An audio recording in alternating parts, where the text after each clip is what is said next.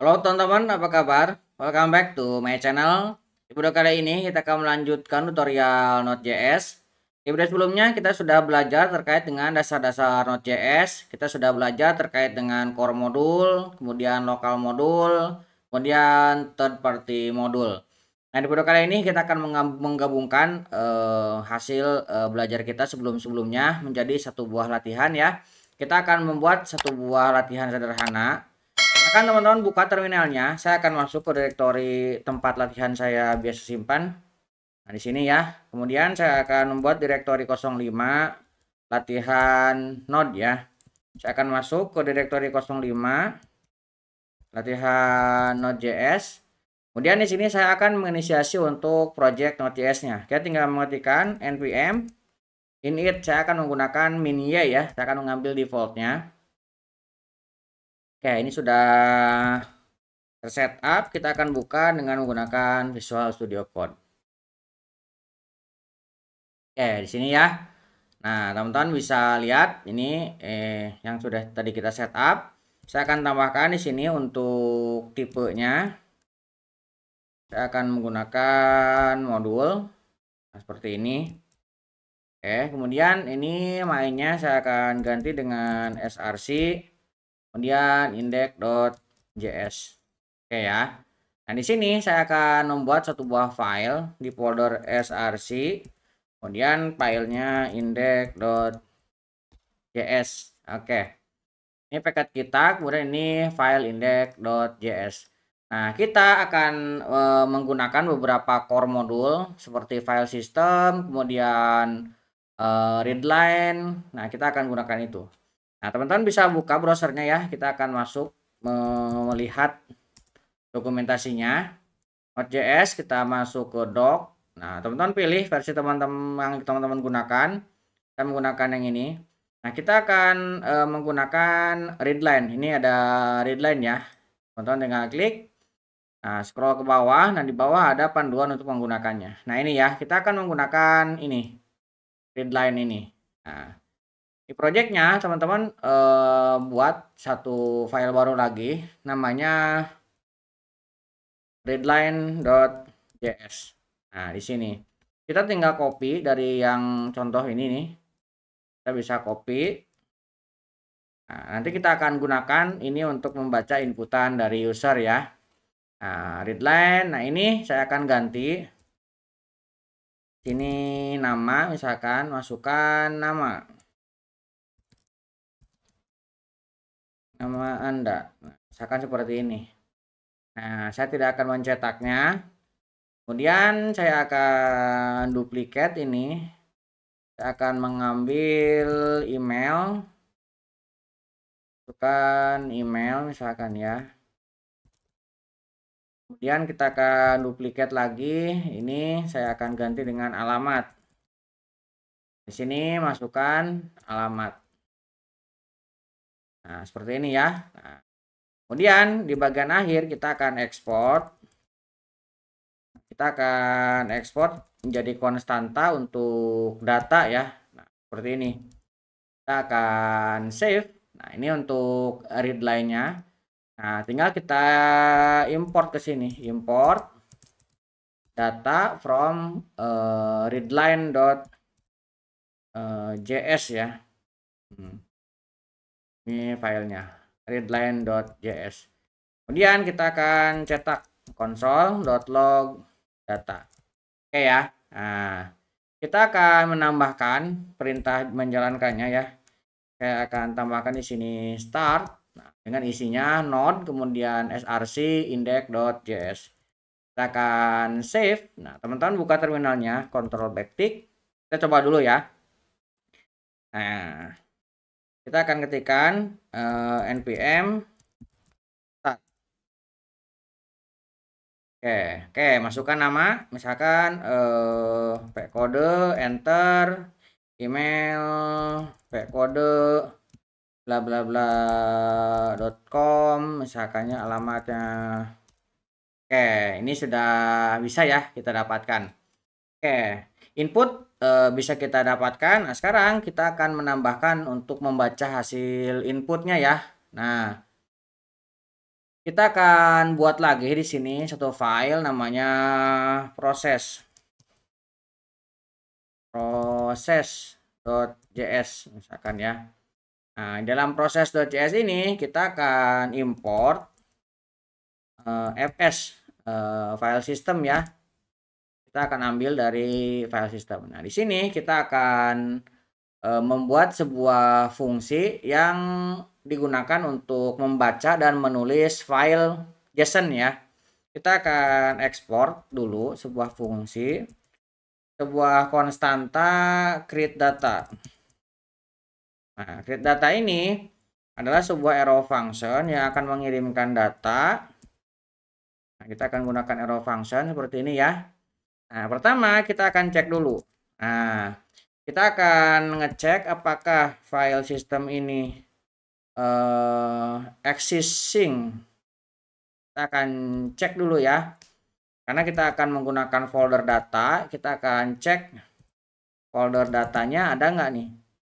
Nah, kalau misalkan dia ini kan menggunakan tanda seru ya, artinya negasi. Kalau misalkan tidak ada, maka kita akan membuat folder data. Nanti ada di sampingnya src ya. Oke, ini pertama.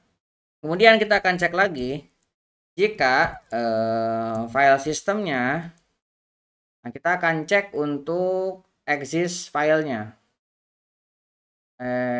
Exist file. Nah, kita akan cek ini dari folder data ada nggak sih namanya data.json. Kalau misalkan tidak ada, maka kita akan menulis ya. Kita akan menginisiasi datanya, yaitu hanya berupa array. Ini dalam petik ya, array seperti ini. Nah, jadi kita akan membuat write dulu dari file system. Dia ada di direktorinya di folder data, nama filenya data.json. Kalau misalkan belum ada, dia akan membuat sebuah array kosong seperti ini. Oke, ini kalau misalkan tidak ada, kemudian kalau misalkan foldernya sudah kebentuk dan filenya sudah kebentuk, nah di sini kita akan baca ya. Kita akan baca filenya. Nah, inisial data ini kita akan ambil dari file system. Kemudian kita akan read file sync. Kita gunakan sync ya karena harus terurut. Ini harus selesai dulu, terbaca, baru nanti ke proses selanjutnya. Kemudian tipe datanya kita akan menggunakan UTF ya. Ini formatnya nih. Kita akan ambil ini. Kemudian dari sini kita akan ubah ya. Inisial data kita ubah menjadi JSON. Nah, kemudian dari sini kita akan ambil, kita push data yang parsing ke sini. Jadi nanti si JSON-nya dia bertambah. Nah, kalau misalkan datanya sudah, kita akan buat sebuah convert ya, JSON string. Kita akan buat sebuah konstanta JSON string sama dengan, nah kita akan ubah ya, karena ini berupa array object. Nah, kita akan masukkan ini menjadi string kembali untuk dijadikan file JSON. Nah, di sini baru kita akan write ya. Kita akan menggunakan callback ya, menggunakan asynchronous. Kita akan write file, kemudian yang mau kita write adalah ini ya, data.json. Nah, kemudian isinya di sini akan kita isi dengan JSON string write. Kita akan write file data JSON yang mau kita masukkan JSON string. Nanti di sini kalau misalkan ada error, baru kita akan cek. Jika ada error, maka kita akan cetak errornya. Kalau misalkan tidak, maka kita akan kasih pesan console log data berhasil ditambahkan. Nah, ini ya kita gunakan untuk menambahkan data. File system, nah kita bisa memanggilnya ke indeks sini. Ini pengetesan bisa kita hilangkan. Kita akan import. Nah, berarti kita akan import create data. Create data ini dari proses ya. Ini ada create data. Kita taruh ke sini. Nah, create data ini kita akan coba untuk create data dengan menggunakan data. Nah, seperti ini aja ya. Oke. Kita coba sekarang jalankan lagi ya. Kita akan geser ke atas ini. Kita geser. Kita npm start lagi. Oke, ini muncul ya. Nah, sekarang kita akan masukkan misalkan pojok kode, enter emailnya misalkan pojok kode @gmail.com, alamatnya misalkan Jakarta Barat. Kita enter. Oke, lihat data berhasil ditambahkan dan di sini sudah ada ya. Nah, ini datanya berhasil kita tambahkan. Oke, kita sudah berhasil menambahkannya. Nah, kemudian kita akan coba mengkombinasikan dengan third party. Kita akan menambahkan satu buah library namanya validator. Teman-teman buka lagi. Kemudian teman-teman ketikkan npm js. Nah, kemudian teman-teman klik. Nah, di sini teman-teman bisa mencari ya. Ketikkan di sini validator. Ini ada validator, tinggal diklik. Kita akan menggunakan ini ya, teman-teman tinggal copy. Kemudian balik lagi ke sini, saya akan clear screen. Kita akan paste. Nah, ini nanti dia akan terinstall dan dia masuknya sebagai dependensi, bukan development ya. Dia sebagai dependensi. Tapi kalau misalnya ada developmentnya silahkan tambahkan ya. Ini hanya contoh, jadi kita menggabungkan beberapa ya. Oke, validator sudah masuk. Saya menggunakan versi terbarunya 13. Kalau misalkan teman-teman ingin menginstal atau menguninstall ya. Nah, ini sebelumnya pernah terlewat. Misalkan npm uninstall. Tadi yang kita install adalah validator ini.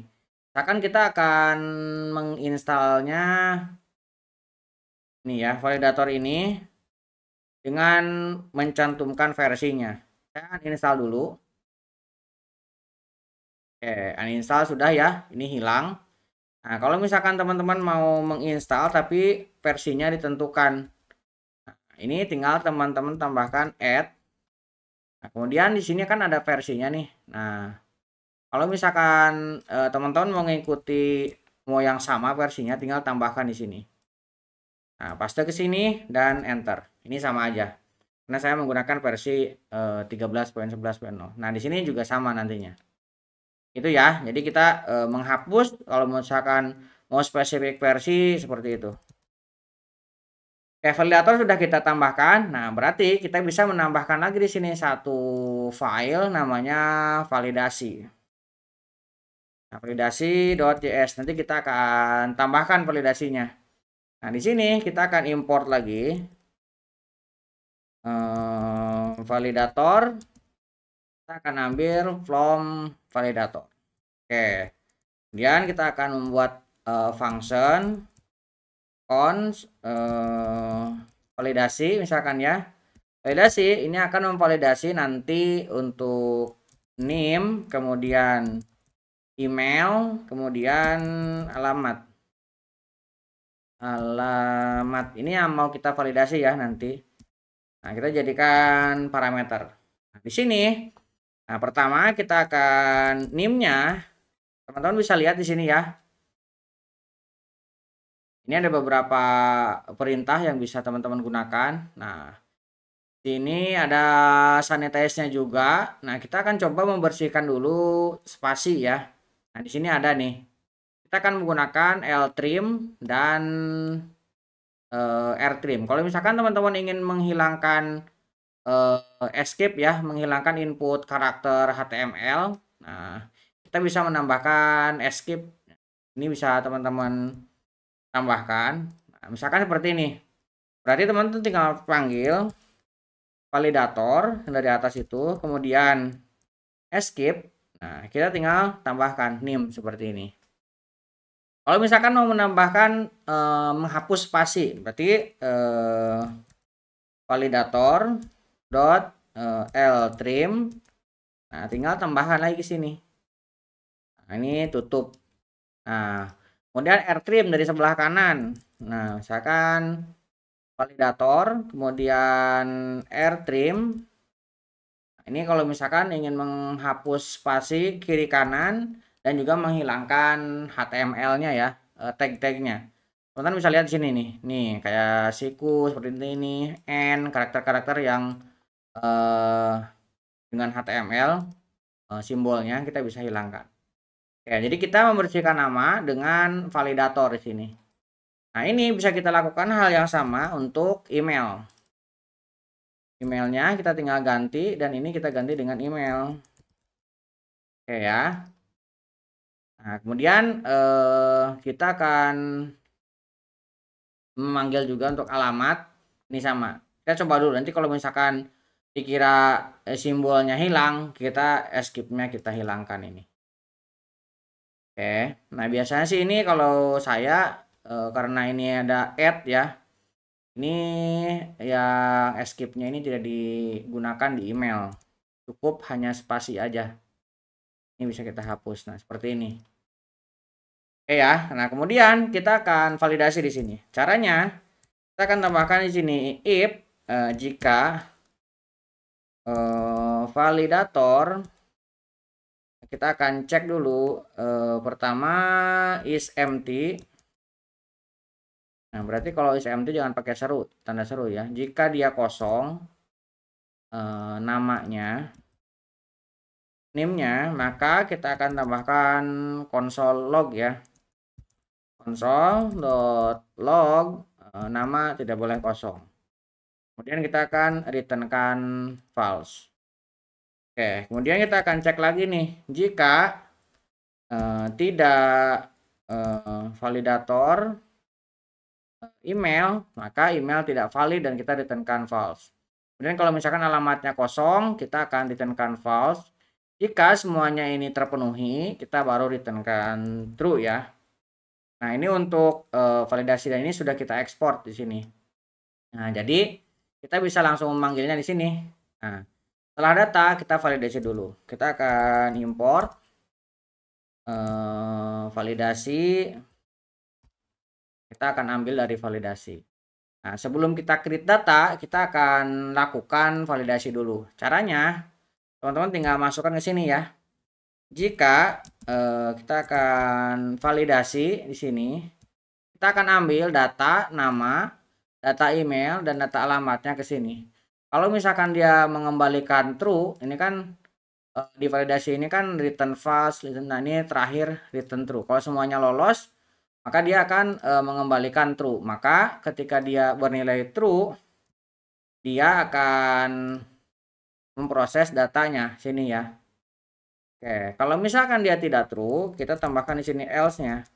Nah, kita akan console log data gagal disimpan misalkan ya.